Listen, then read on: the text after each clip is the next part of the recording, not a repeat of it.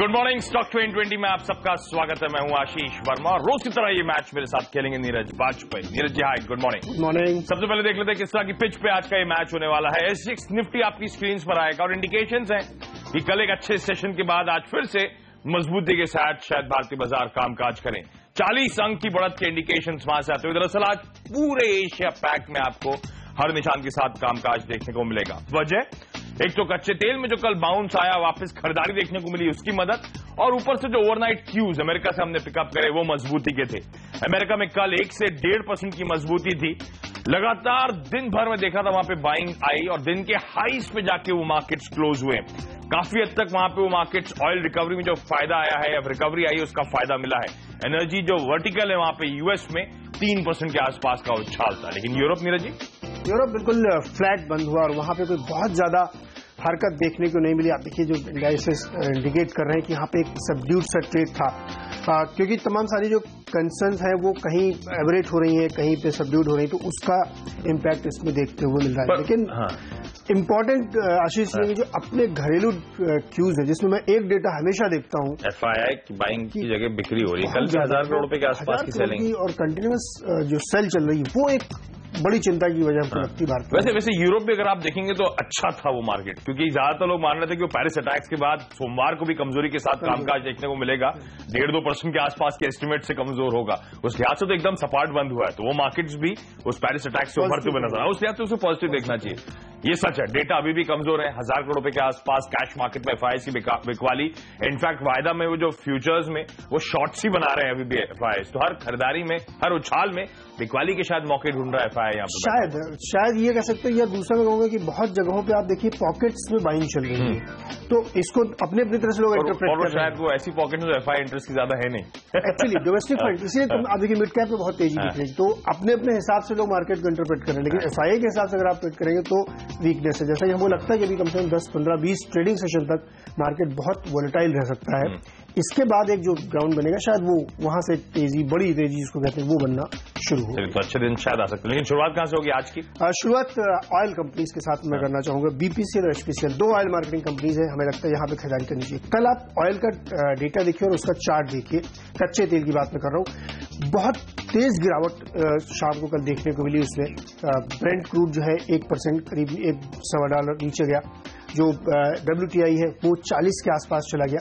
उसके बाद शाम को जो और आगे ट्रेड बढ़ा तो उसमें फिर से उछाल हुई। जो ये क्रूड की वोलेटिलिटी है, जिसमें मैं एक लेटेस्ट रिपोर्ट पढ़ रहा था केबीसी एनर्जी की, वो लोग मान रहे हैं कि क्रूड में अभी तेज गिरावट के संकेत यहाँ साफ देखने को मिल रहे हैं। इसका फायदा तमाम ऑयल मार्केटिंग कंपनीज को होगा। तो क्रूड पे आप नजर रखिए, डाउन ट्रेंड बिल्कुल इंटैक्ट है और कल की वोलेटिलिटी ये कंफर्मेशन दे रही है कि क्रूड में और तेज गिरावट आएगी, क्योंकि अमेरिका की जो अपनी इन्वेंट्री है, जो उनके पास बहुत बड़ा भंडार है, वो उसको ओपन मार्केट में फ्लो करने जा रहे हैं, छोड़ने जा रहे हैं, जो बेचेंगे। तो उसकी वजह से एक दबाव आपको क्रूड में देखने को मिला। इसीलिए सेक्टर्स लगता है कि एचपीसीएल में खरीदारी करके चले 793 का लक्ष्य होगा और बीपीसीएल में आप खरीदारी करके चले यहाँ 914 रुपए का लक्ष्य होगा। खरीदारी पर फोकस है हमारा, क्योंकि हम मानते हैं कि स्टॉक सिलेक्टिव एक्शन जरूर होगा और उस पॉकेट्स को आपको शायद टारगेट करने की जरूरत होगी। इंटरेस्टिंग है, दोनों जो स्टॉक्स जिनसे हम शुरुआत कर रहे हैं वो ए अक्षर से शुरू होते हैं। अपोलो टायर्स, कल हमने देखा था बड़ा अच्छा प्राइस और वॉल्यूम एक्शन देखने को मिला था। दिन के लो से तो बेहद स्मार्ट रिकवरी इस काउंटर में आई थी। हमें लगता है वो मूव जो है वो कंटिन्यू होगा, यहां पे और खरीदारी शायद आती हुई नजर आए। क्यों? एक तो जो एक्विजिशन की खबर थी, इंटरेस्टिंग एक्विजिशन है जो जर्मनी में इस कंपनी ने करा है। काफी लोग मानते हैं कि अच्छे अट्रैक्टिव बाय है इस कंपनी के लिहाज से। दूसरी इंपॉर्टेंट बात, कल ही के ट्रेडिंग सेशन में मैं देखा था, मार्केट बंद होने के बाद खबरें आई कि इस कंपनी के प्रमोटर्स ने ऑलमोस्ट 31 लाख शेयर्स जो गिरवी थे उस प्लेज को रिलीज कराया है। वो गिरवी रखे शेयर छुड़ा लिए हैं। ये स्टॉक अभी भी 250 रुपए के आसपास के हाइस थे, 150 रुपए के आसपास कामकाज कर रहा है, यानी कि अपने हाइस से ऑलमोस्ट 40% नीचे कामकाज कर रहा है। शायद जो कल बाइंग मोमेंटम लो लेवल से आया है वो कंटिन्यू हो। इस काउंटर को रडार पे रखें। दूसरा स्टॉक मैंने ऑलरेडी हाईलाइट कर दिया, ए अक्षर का है, अपार इंडस्ट्रीज। बेहतरीन कंपनी, बेहतरीन बिजनेस मॉडल, और यहां पर आपको याद हो तो कल 8-9% के आसपास का तगड़ा उछाल आया था और तगड़े वॉल्यूम्स के साथ ये उछाल आता हुआ नजर आया था। तो प्राइस वॉल्यूम एक्शन बड़ा तगड़ा पिकअप हो रहा है इस कंपनी में। कल 10 दिनों के औसत वॉल्यूम्स के मुकाबले 9 गुना ज्यादा वॉल्यूम के साथ कामकाज हुआ है। हालांकि कल यहां पे लार्ज ट्रेड्स हुए, उसके चलते वॉल्यूम्स तगड़े थे।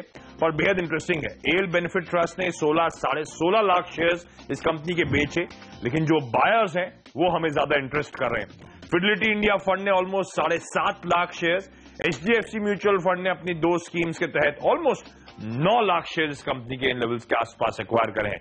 इस स्टॉक में अगर आपने कभी नोटिस करा हो तो बड़ा स्ट्रांग बाइंग मोमेंटम आया था, बहुत तगड़ा उछाल लगाया था।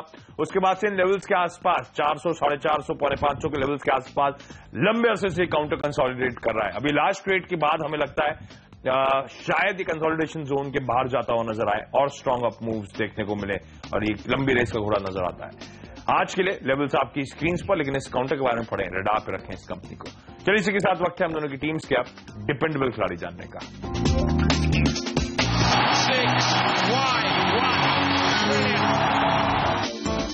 सतलज जल विद्युत निगम में SJVN डिपेंडेबल के तौर पर सिलेक्टर्स ने चुना है। कल आपको याद होगा PSU स्टॉक्स में एक अच्छी रैली देखने को मिली थी। हमने भी 2 शेयर अपनी टीम में डाले थे, MMTC और state trading corporation STC।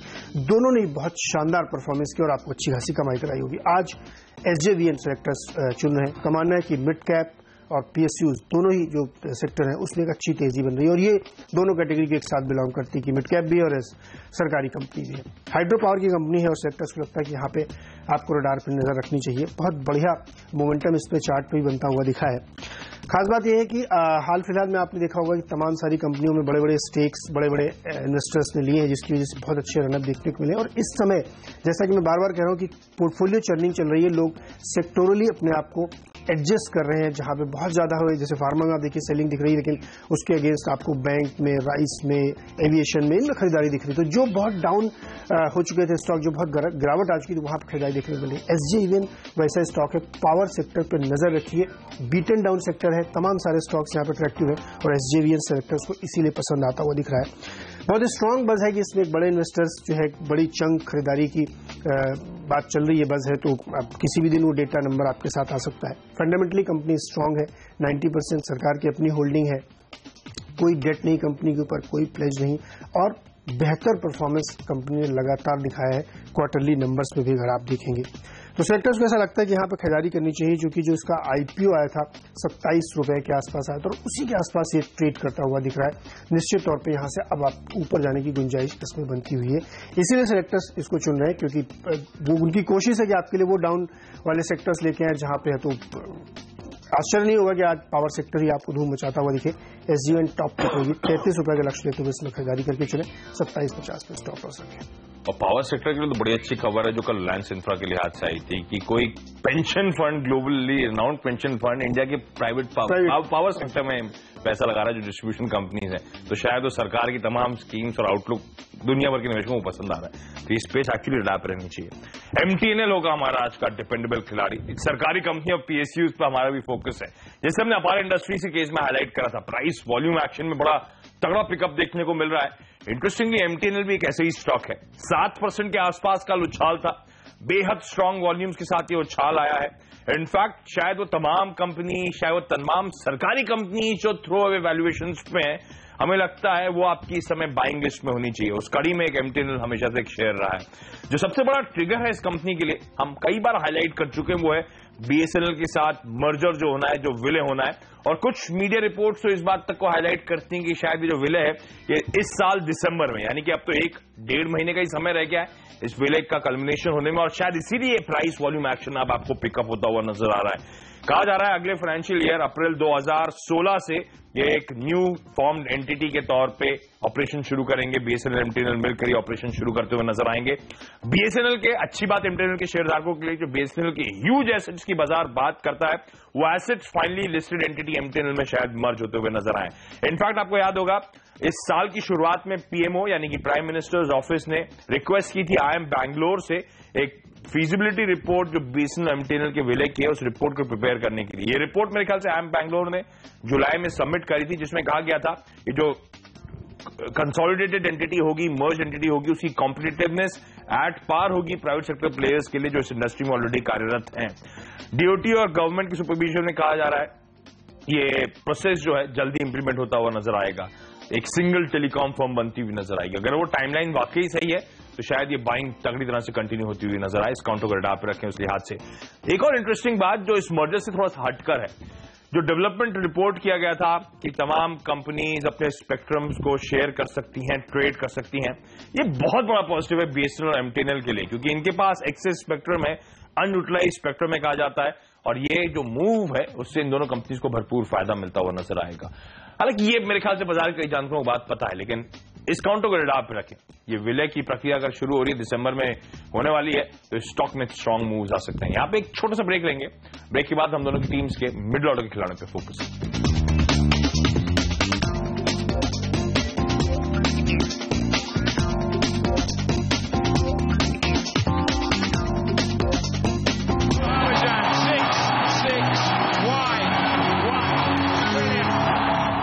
Middle order में ऑयल सेक्टर पे ही फिर से फोकस है सिलेक्टर्स का। ओएनजीसी और केन इंडिया, ये दो स्टॉक सिलेक्टर्स को लगता है कि आपको बेच के चलना चाहिए, क्योंकि जैसा कि हम मान के चल रहे हैं कि हमें क्रूड का आउटलुक बेहद खराब दिख रहा है, यहां से और ज्यादा गिरावट के आपको संकेत दिख रहे हैं। तो ओएनजीसी इसके साथ डबल वैल्यू, एक तो ये कि प्री एनईएलपी वाले जो इनके प्रोडक्ट है, जो इनका क्रूड है, वो ओपन मार्केट में आप ये बेचेंगे तो बहुत कम रियलाइजेशन हो रहा है, क्योंकि प्राइस लगातार नीचे गिरे, और एनईएलपी के बाद वाले में आपके पास ये हेज नहीं है कि आप प्राइसिंग को कमांड कर पाए। तो सेक्टर्स को लगता है कि दोनों ही स्थिति में ओएनजीसी के लिए काफी बुरी खबरें हैं, 221 के लक्ष्य के साथ उसमें बिकवाली करें, और केन इंडिया में भी 121 के लक्ष्य के साथ यहां पे शॉर्ट करके चलना चाहिए।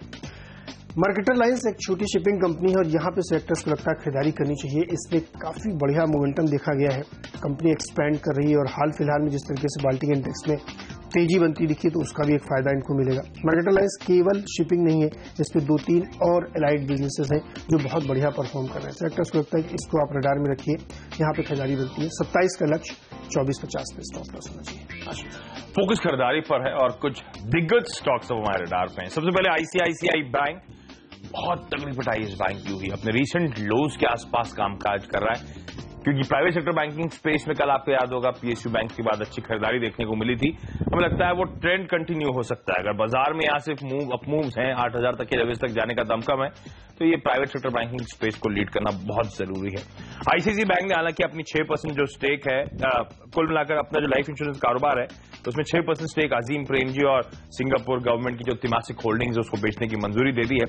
1950 करोड़ रुपए के आसपास ये स्टेक सेल होगा 6% का। 6% का 1950, यानी कि कुल कंपनी की वैल्यूएशन 32,500 करोड़ रुपए के आसपास आंकी जा रही है।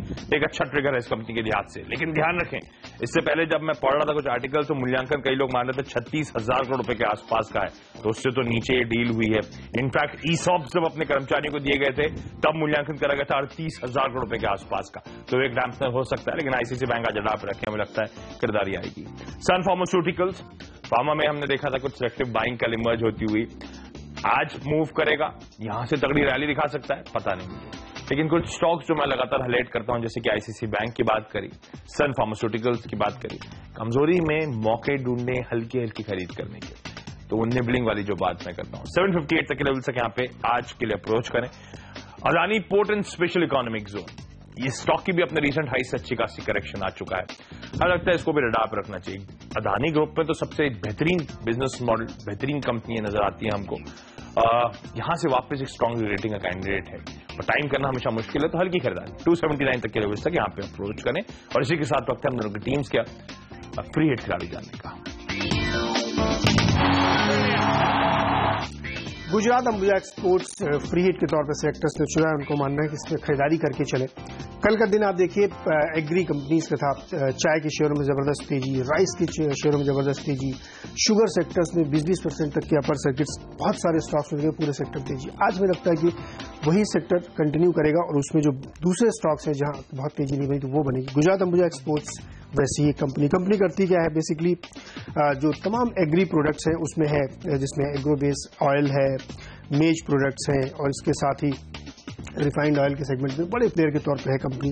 सेक्टर्स लगता है इसमें खरीदारी करनी चाहिए, क्योंकि ये एक सेक्टर ऐसा है जहां पे बहुत ज्यादा मंदी का असर नहीं पड़ता, और डिफेंसिव्स जो होते हैं, जो इस बाजार में जहां कमजोरी होती है वहां पे तेजी बनती हुई आपको दिखेगी। इसे सेक्टर्स लगता है गुजरात अंबुजा एक्सपोर्ट्स एक खरीदारी का प्रॉपर केस यहां पे बनता हुआ है। काफी कंफर्ट है इसमें प्रमोटर की तरफ से, काफी समय पहले उन्होंने एक बाईबैक किया था, तो काफी ज्यादा अपना स्टेक रेस किया और 72% के आसपास प्रोमोटर्स में लेके चलते हैं। तो आप अंदाजा कर सकते हैं बहुत ज्यादा फ्लोटिंग मार्केट में, इसलिए हल्की से अच्छी खबर पे स्टॉक में बहुत तेज मूव आपको देखने को मिलता है। इसके साथ ही ये बहुत खबरें चल रही है कि चाइना अगर अपनी करेंसी डिवेल्युएट करती है तो उसका सीधा असर आपको रुपए में पड़ेगा जो कमजोर होगा, और उसका फायदा निश्चित तौर पे एक्सपोर्टर्स को होगा। बड़े एक्सपोर्टर है तो सेक्टर्स को लगता है यहाँ भी उसका एक बड़ा फायदा इसको मिल सकता है। साथ ही सेफगार्ड ड्यूटी लगाई गई है एडबिल ऑयल में, जिससे डोमेस्टिक इंडस्ट्री प्रोडक्ट किया जाए, तो उसका फायदा भी इसको डेफिनेटली मिल रहा है कंपनी को। तो सेक्टर्स लगता है कि जो पूरी थीम कल दिन में प्ले हुई, इसलिए हमने कल आपको चावल कंपनी रिकमेंड करी थी, वहां पर एक अच्छी रैली आपको देखने को मिली कोहिनूर फूड में। आज हमें लगता है फिर से एग्रो बेस्ड कंपनी जो दूसरी सेक्टर है वहां पर तेजी मिलेगी, इसलिए गुजरात अंबुजा सेक्टर चुन के लाए। हमें लगता है कि आज ये 57-58 के लक्ष्य हासिल करेगा। सर्किट पर फ्रीज हो जाए तो मुझे आश्चर्य नहीं होगा। आशीष, ITI वॉल्यूम प्राइस एक्शन, सरकारी कंपनी उस पैमाने पर एकदम खरी उतर रही है इस समय। कल यहाँ पे भी बड़ा तगड़ा एक्शन था, 9% के आसपास का उछाल, 10 दिनों के औसत से 2 गुना ज्यादा वॉल्यूम्स यहाँ पे देखने को मिले हैं। तो प्राइस वॉल्यूम एक्शन इस कंपनी में भी पिकअप हो रहा है। ITI फ्री हिट के तौर पे क्यों? क्योंकि आपको याद होगा डिपेंडेबल के तौर पर हमने MTN ने रिकमेंड करा था। हमारा मानना है PSU स्पेस को डाप रखें, ये बेहतर परफॉर्म करती हुई नजर आएगी। कुछ दिन पहले आपको याद होगा German chancellor Angela Merkel Bharat आई थी, तब एक जर्मन कंपनी ने HMT के साथ करार करा था। उसके बाद HMT के स्टॉक में देखा था बड़ा स्ट्रांग मूवमेंट आता हुआ नजर आया था। कुछ सिमिलर न्यूज हम ITI के फ्रंट पे भी एक्सपेक्ट कर रहे हैं। सरकार तमाम PSUs को रिवाइव करने की लगातार कोशिश कर रही है। शिपिंग सेक्टर में एक रैली आती हुई नजर आई थी, कहा गया था तमाम सरकारी कंपनीज जो शिपिंग का इस्तेमाल करती हैं, जहाजों का इस्तेमाल करती हैं, 50% प्राइवेट इंडियन शिपिंग कंपनीज को कारोबार देना पड़ेगा ताकि वो डोमेस्टिक शिपिंग कंपनीज रिवाइव हो सकें। कुछ उसी तर्ज पे हमारे एक्सपर्ट्स मानते हैं कि ITI जैसी कंपनीज के लिए भी सरकार कुछ बड़ा सोच रही है। अगर आपको रिकॉल करें, वैसे प्रीवियस गवर्नमेंट में भी MTNL, ITI जैसी कंपनीज को मेजोरिटी ऑर्डर्स दिए जाते थे इन कंपनीज को लगातार रिवाइव करने के लिए। सरकार के जो इनिशिएटिव्स हैं, digital India, make in India, इसके थ्रू सरकार शायद वीव करने की कोशिश कर रही है एक रोड मैप, ताकि इनसे PSUs को वापस स्टेबलाइज किया जा सके। ITI, HMT जैसी कंपनीज, MTNL जैसी companies. ITI historically telecom equipments बनाने का काम करती थी, फिर डिवर्सिफाई कहा जा रहा है कि डिफेंस मैन्युफैक्चरिंग में होती हुई नजर आए, क्योंकि सरकार चाहती है make in India, defence products को बढ़ावा देना, लेकिन क्रिटिकल डिफेंस प्रोडक्ट्स एक सरकारी कंपनी को बनाने चाहिए। उस लिहाज से कहा जा रहा है ITI शायद एक बड़ी कंपनी हो सकती है। स्मार्ट कार्ड जो तमाम सरकारी कर्मचारी PSU एम्प्लॉइज के लिए 1000 करोड़ रुपए के आसपास का इस कंपनी को ऑर्डर मिला। ये कंपनी अब battery, set top boxes, mobile phones, LED lights, ये सब बनाने का काम कर रही है। स्मार्ट सिटीज के लिए कहा जा रहा है इनमें से कई सारे प्रोडक्ट शायद ITI बनाता हुआ नजर आए। एक रिवाइवल पैकेज की बात करी जा रही है ताकि शायद जल्द ये कंपनी प्रॉफिटेबल हो सकती है।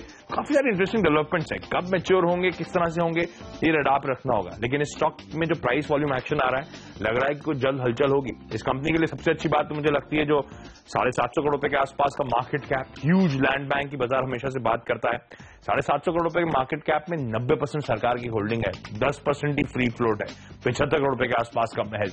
इसलिए मैंने थोड़ा सा एग्रेसिव टारगेट रखा है 33 रुपए के आसपास का, क्योंकि छोटी सी बाइंग आमतौर पर इस काउंटर में तगड़ा उछाल दिखा देती है। लेकिन इन सरकारी कंपनीज को आप रडार पर रखें अपने। एक छोटा सा ब्रेक, उसके बाद आखिरी के 3 कार्य पे फोकस।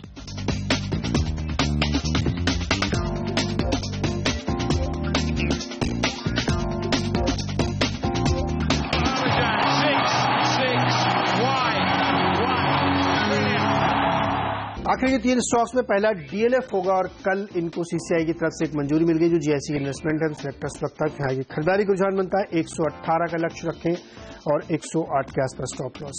डॉक्टर रेड्डीज में एक शॉर्ट पोजीशन बनती है फिर से। कल थोड़ी सी रिकवरी देखने को मिली थी स्टॉक में, लेकिन आज हमें लगता है फिर से इसमें प्रॉफिट बुकिंग होगी। 3410 लक्ष्य के साथ यहाँ पे बिकवाली करके चले। वेदांता, इसमें भी एक पैटर्न बन रहा है कमजोरी का, स्टॉक ऊपर से काफी नीचे आ चुका है, लेकिन अभी भी हमें लगता है यहाँ पे T1 के टारगेट आसानी से अचीव होते हुए बिकवाली करके इसमें भी चल सकता है। आशीष, खरीदारी पर फोकस। रुचि सोया पहली कंपनी, साल के हाई से 42% नीचे, 30 रुपए के आसपास के साल के लोज हैं 29 रुपए के, बिल्कुल वहीं पे अभी कंपनी कामकाज कर रही है। मैं देख रहा था 31-32 हजार करोड़ रुपए की टॉप लाइन, 80 करोड़ रुपए का प्रॉफिट, और इस कंपनी का मार्केट कैप 400-450 करोड़ रुपए के आसपास का है। इंटरेस्टिंग अब डेवलपमेंट्स हैं। ध्यान रखें ग्लोबल मार्केट्स में वेजिटेबल ऑयल की एक्सेस सप्लाई है। जो इंडोनेशिया, मलेशिया ने 0 एक्सपोर्ट ड्यूटी लगाई है, उससे ऑयल इंपोर्ट्स बूस्ट हो रहे हैं और हिंदुस्तानी बाजार में कंजम्पशन लगातार बढ़ता जा रहा है। अगर ये कंपनी अपने मार्जिन को इंप्रूव कर लेती है, प्रॉफिट इंप्रूव करती है, तो बड़ी स्ट्रांग रेटिंग होने के कैंडिडेट बन सकती है। रडार पे रखें, इस समय जो ट्रेडिंग बैट के तौर पर ट्रेड करें। डीबी रियल्टी अपने साल के हाई से 40% नीचे, 98 रुपीज के आसपास के हाई से, बड़ा सीरियस करेक्शन इस काउंटर में भी आया है। पर इस कंपनी के साथ अच्छी बात है, प्रमोटर्स लगातार हल्की खरीदारी करते हुए लगातार आपको नजर आएंगे। इनफैक्ट कल भी मैं देख रहा था क्लोज के बाद प्रमोटर्स की खरीदारी का कुछ आंकड़ा आया था। वैसे सितंबर 2014 सितंबर 2015 के बीच में आप देखेंगे तो ऑलमोस्ट 1% के आसपास प्रमोटर्स ने अपना स्टेक इस कंपनी में बढ़ाया है। कावेरी सीड, हालांकि रिस्क रिवॉर्ड फेवरेबल ऐसा कहना बड़ा गलत होगा इस कंपनी के लिए, कभी भी कितना भी गिर सकता है।